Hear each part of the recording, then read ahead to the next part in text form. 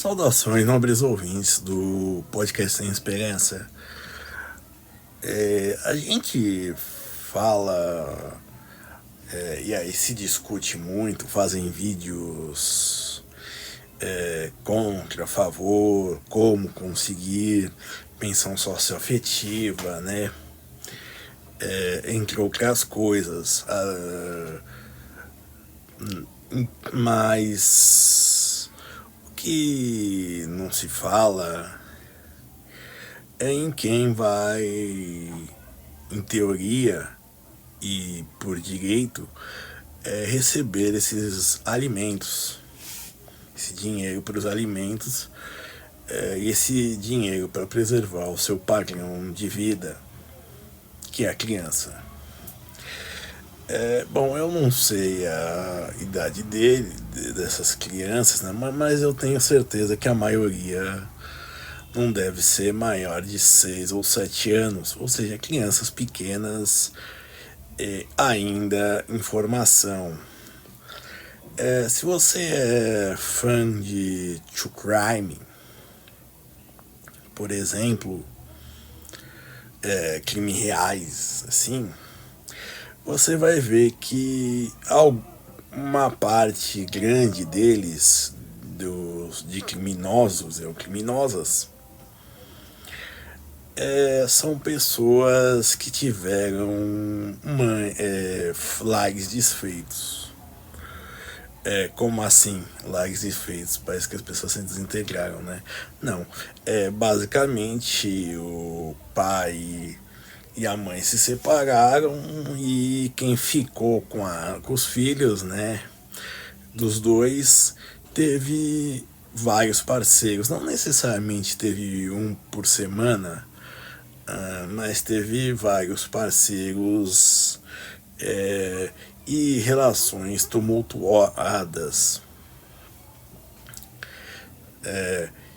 E bom, isso obviamente não justifica, mas a gente percebe que não é um ambiente para se ter crianças. Afinal, por exemplo, é só um irmão, um filho de vários irmãos, certo? Que vão para cometer atrocidades. Certo, obviamente eu não estou dizendo que a criança vai se tornar um criminoso também necessariamente. Porém, como eu disse, esse pai, essa mãe que ficam com a guarda e trocam de parceiro com uma periodicidade muito alta, tem uma rotatividade alta neles, prejudicam a formação dessa criança, certo? Lembro na série The Osbournes, por exemplo, num dos últimos episódios, se não o último, aparecia um terapeuta americano que fazia um programa tipo Casos de Família, só que sério, que é o Dr. Phil, um careca de bigode assim. E uma coisa que ele falou é o seguinte: vocês em 24 anos mudaram 27 vezes de casa.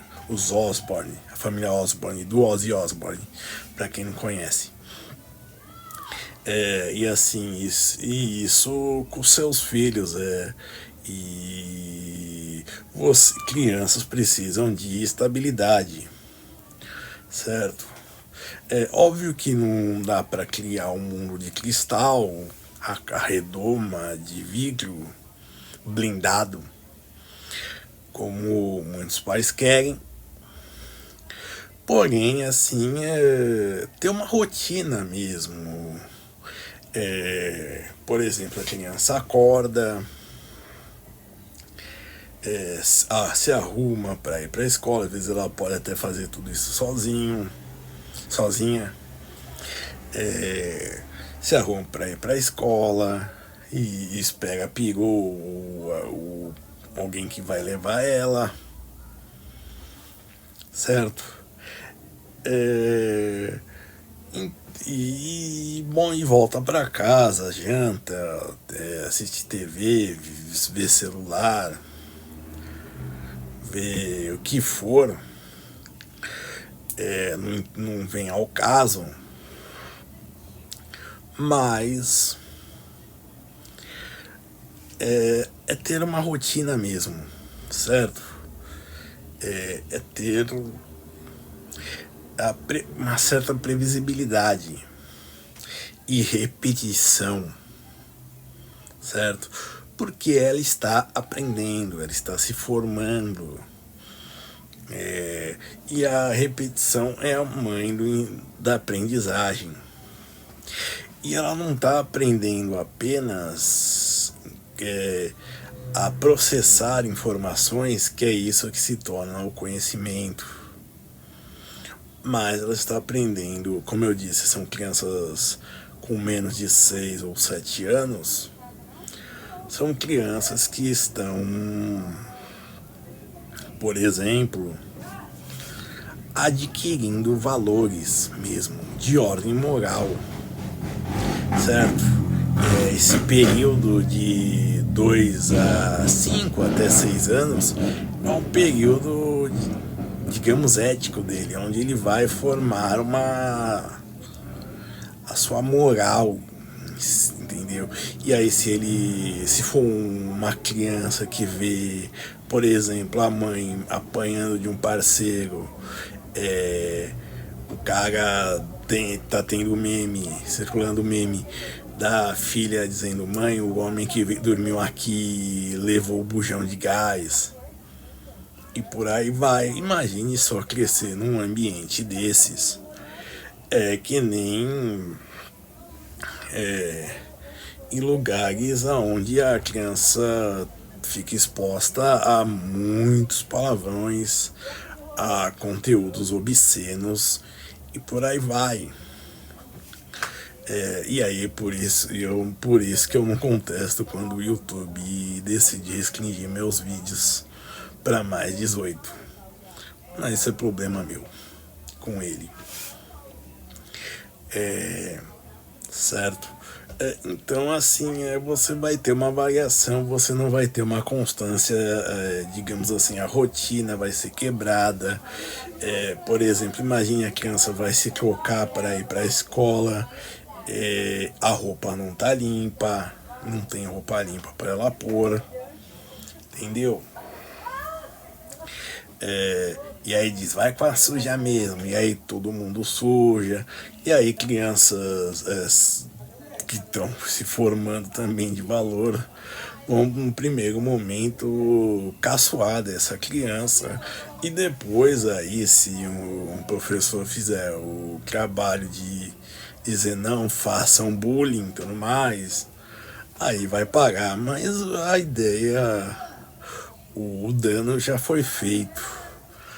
E isso, entre outras coisas, que como eu disse, que em lugares onde a rotatividade é alta, não tem como ter essa rotina, essa previsibilidade, e outras coisas vão se, digamos assim,